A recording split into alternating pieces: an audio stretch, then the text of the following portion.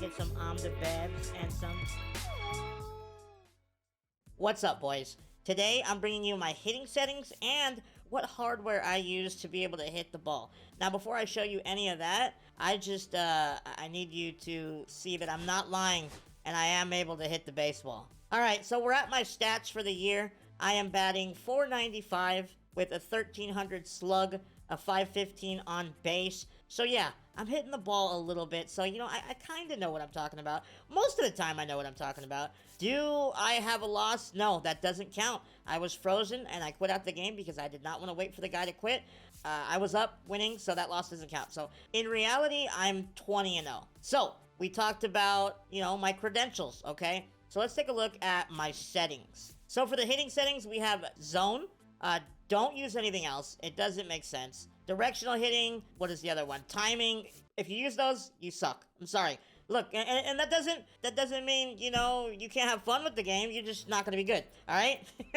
Just, if you want to get better, you have to use zone. You just have to. Swing input. Buttons. I use buttons. Some people use analog. I only use buttons. Yeah, I think it's analog. Yeah, I've never even tried analog. Pretty much every top player is going to be using buttons. I always normal swing. I get that question a lot. It's always normal swing. Contact and power swing, they don't give you enough benefit for the trade-off. So don't even think about doing it. It sucks. PCI anchor. I don't anchor. I don't like it. I think it messes up my muscle memory. That's a main topic of what I'm going to talk about.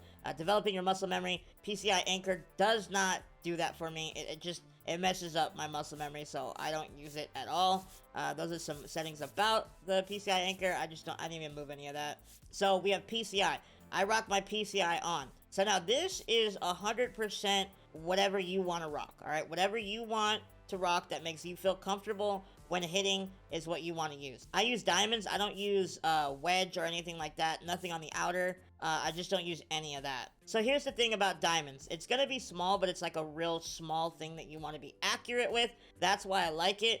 If the PCI is too small in your opinion, you can go to bat. You'll see me switch back and forth between bat and diamonds. Depending on how well I'm hitting with diamonds, I'll probably switch to bat. I don't know. That's usually a feel thing. There's no advantage to it or anything like that. You just have to play it by feel, whatever's more comfortable to you. All right, and then obviously none.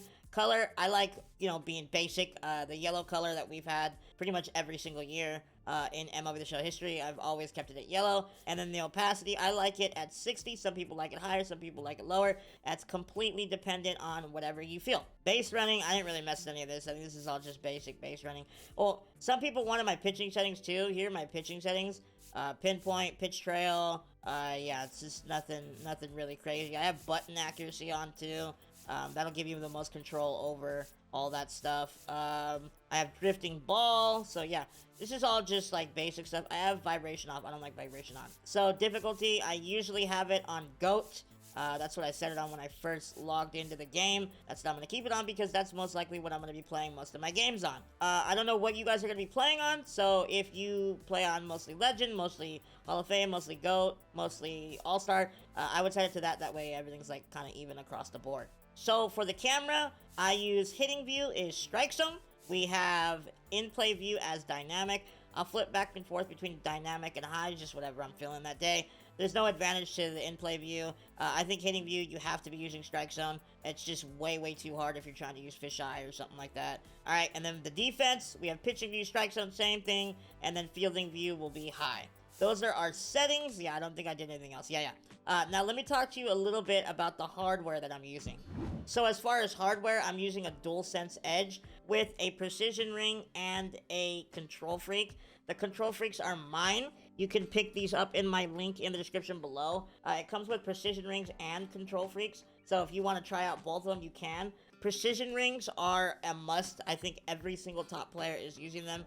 With how sensitive the PCI is nowadays, you really need something that's going to help you zero in and be a little bit more accurate with your analog. These things do help a ton. You can see I'm rocking the white one right here. It is the softest version, so it's either white or green. Those are the softest. The purple is like medium, and then there's a black P ring that is the hardest one. So that's all dependent on how you feel, but I think you do need to be at least using a precision ring if you're trying to get better at MLB The Show. It's just what has to be done. I don't use anything on the right analog. I just pitch with the right analog.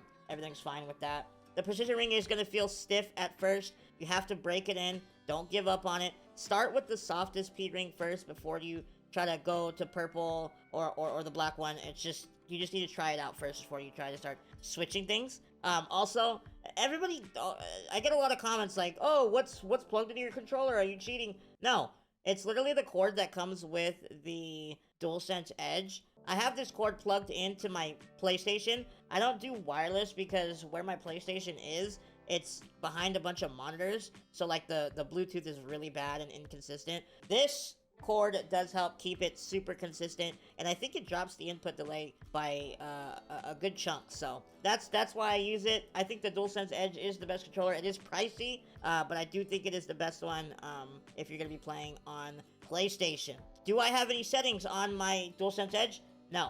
I just literally turn the vibration like really low. I have like if you can see, I have the lights on it really low. Other than that, I don't mess with the dead zone. I don't mess with changing things. It's just a completely default controller. I just really like this controller, and I heard it did help with the input delay, and I think it does. It's nice. I really like this controller. With the control freaks and the precision rings, absolutely amazing. If you do want to try and pick up one of these precision rings and control freaks, you can click the link in my description below. It'll take you to the website where you can purchase my precision kit. It comes with 2 control freaks and precision rings, so you can try them out. Let me know what you guys think. I really do think you should be using at least precision rings when you're playing MLB The Show. Most people use control freaks as well. If you're able to pick up my precision sports kit, you'll get both. So let's get into the batting practice on how I show you guys I practice and how I'm able to get better at this game. All right. So we are in practice. I play at the stadium that I mostly pick for my home stadium, and that's going to be Ship It. I just love the batter's eye. I think the dimensions play really good. It might change throughout the year. It probably will, but for right now, that's what we're rocking. So we're going into the batting practice mode. So this is what I do to try to get warmed up, get my timing right a little bit. So I have the fastball pitch speeds, or the fastball frequency at normal speed. And then I just turn everything off, so it's only going to throw fastballs. I try to start with fastballs inside. Look how tiny the PCI is. Yeah, so I try to start with fastballs inside, get my timing down. You can do this in any difficulty. It doesn't matter. So whichever one you're struggling with timing-wise, you got to do it in that difficulty, in my opinion. Normally, I would tell you, all right, go to Legend and turn the pitch speeds all the way up. But GOAT is a different animal this year. It just feels like it's really freaking hard. So I wouldn't mess with GOAT too much. If you want to try it on GOAT, that's what I do to try to get my timing right. It is really freaking hard. Like, I'm gonna let you know, like, this is probably the hardest MLB The Show's ever been. So don't get discouraged. Like, right here, I'm trying to hit the ball. I was just early, but just like, look how quickly these pitch speeds are coming in. And then look at my PCI. It's tiny, tiny, tiny. So that's why I'm thinking about doing bat. So let me show you the difference between just the regular diamonds and then the bat. So like, look at this.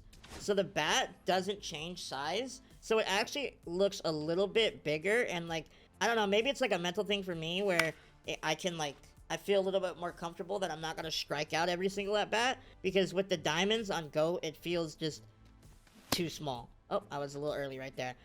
So here's my thinking, right, while I'm doing this. It's kind of hard to hit and talk at the same time. I'm a little early. Okay. I'm a little juiced up right now. My main goal when I go into an online game mode is to take away the inside fastball. All right? That's what you have to do for same-handedness pitching. You just have to take away, like, this part of the plate. Because the second that your opponent... I don't know why I'm so early. The second that your opponent realizes, oh, he can't turn on a fastball, they're going to spam it. That's just how... Oh, that was a good swing.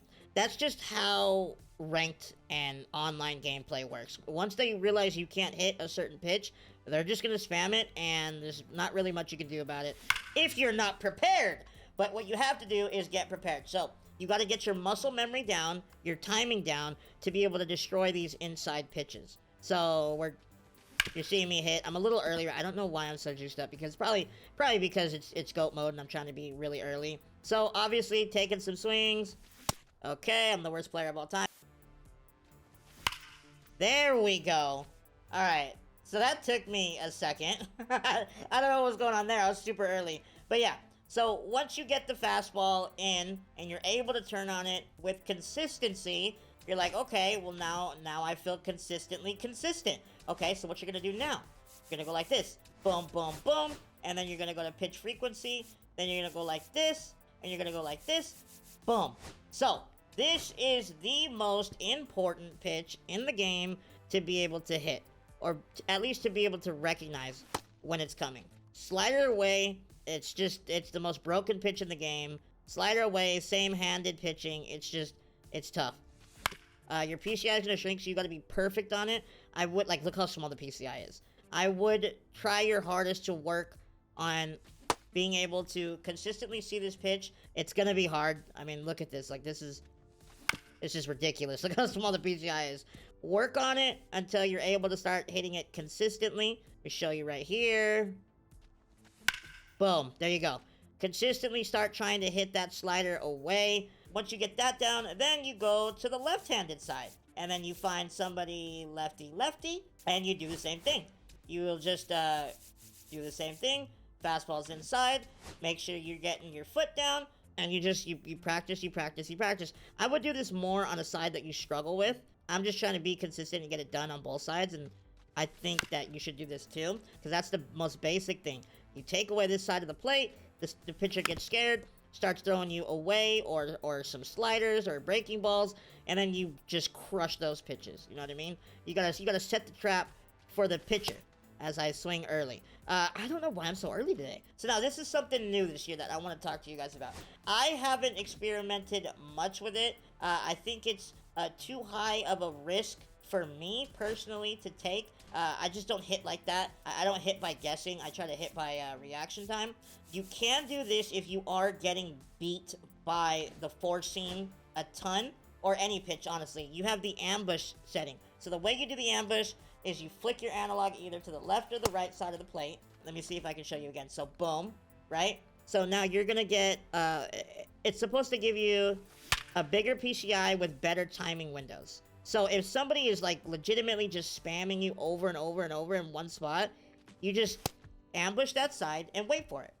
This really helps. Let me show you. I'm going to see if I can get you a good picture of this. This helps a ton because of the slider shrinkage. If you don't know, sliders same-handedness will shrink your PCI. It'll make it super small. Okay, look at the PCI size. See how small it is? Now watch when I ambush that side. This will help with that. It should. Boom. The PCI is a little bit bigger. The timing window is a little bit easier to hit, and you're able to hit it with much more authority. So, know when you should be using it. Like, if you're ahead in the count and you're hunting one spot, that's when you should be using it. You know, if you're trying to protect, you should not be doing that. Because, I'll show you why. I'm guessing inside, right? The slider's going to be coming away, because that's what I set it to. Look at how small the PCI is when you guess wrong. Boom. It's not even the same size as the ball. What that means is you're going to strike out a lot, or you're going to hit the ball really, really weak. So you need to be very cautious when you're using this. Use it in counts when you think you're going to be getting that pitch, or if your opponent is just spamming it over and over and over, like you know he's going to just keep throwing it, ambush that and take that ball deep. So once you're able to take away the slider same-handed, you're able to take away the fastball same-handed, then what you can do is you can go right here and you can literally just take some regular old BP, get your eyes used to seeing the ball. Even if you're like swinging and missing a lot, you want to do your best to be swinging at strikes. All right, you got to get your eyes okay, that would have been good, but I'm talking. You got to get your eyes used to tracking pitches and realizing what's going to be a strike and what's not. It's going to be hard. I'm telling you, it's going to be hard. I mean, I even look terrible trying to hit this, but it's going to help you when you get to online and people are throwing random pitches and you can read them. Like, see, I knew that was a ball out of the hand. Everybody's like, AJ, how do I get good at this game? This game is mostly about repetition. You need to be able to get your reps in so you get your muscle memory down, you get your timing down, and most importantly, you get your eye down. Because I'll tell you what, the most annoying player on the planet to play is somebody who is not going to swing at balls and going to force you to throw strikes. Also, I start my PCI up right here.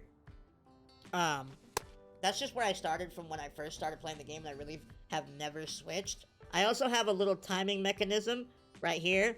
It's kind of like the way, like, an example, a real-life baseball term. You know how Gary Sheffield does the little bat wiggle right before he's about to swing? That's kind of what I do. I will do a little boop, like a little, it's just like a little raise. I don't know what it is. But I discovered by watching my gameplay back when I'm playing well and my timing is going really, really good, I have like a little boop right before the pitch is about to come in, and I guess that's like my my little timing mechanism. If you watch a lot of top players, they all have some sort of timing to their PCI. Some guys will go like this, right before the pitch is about to come, they'll spin the bat, and boom, they're ready to hit. Some guys will drop their PCI below the zone when it's time to hit, and then come back up and then hit. I like to do the little flick up top and come back to my zone and then hit. But that's just basically like getting your foot down in real life baseball. I know we got a little real life baseball players watching this. Yeah, I hope that makes sense. I wanted to keep this as short and simple. I think I answered every single one of your questions. Oh, actually, I have one more thing. Let me show you where I start. I think I showed you already, but let me show you one more time. This is where I start lefty-lefty. Hold on. I actually have two more things to show you. So let me show you real quick. When I face a lefty, I start my PCI like this. So if it's righty-lefty, I'll start it like more arm side and up and away. So it'll be up and away from Trout. If it's righty-righty, I'll be up and into Trout. Lefty-righty, up and in, or up and away. And that's kind of just where I started. I kind of started at like the pitcher's knee, around there. Either the pitcher's knee or like the rubber. And that's how I hit. So if it's righty, I'm going to come from this side. If it's on lefty, I'm going to come from that side. And that's the same thing for lefty-lefty, but just opposite. So let me show you. Lefty-lefty. Obviously, going to be starting in. Going to take away that pitch, right? And then if it's righty-lefty, I'm going to start my PCI like around there. And yeah, that's basically how I hit both sides. I have the flick, whether I'm batting lefty-lefty, facing a lefty, facing a righty. The flick is the same thing. It is my timing mechanism. Let me know if you have any more questions in the comment section below. I feel like I did a good job explaining it. If I left something out, definitely let me know in the comment section. And I'll try my best to answer those questions, okay? Thank you so much for watching. I love you, and I will see you next time. Goodbye.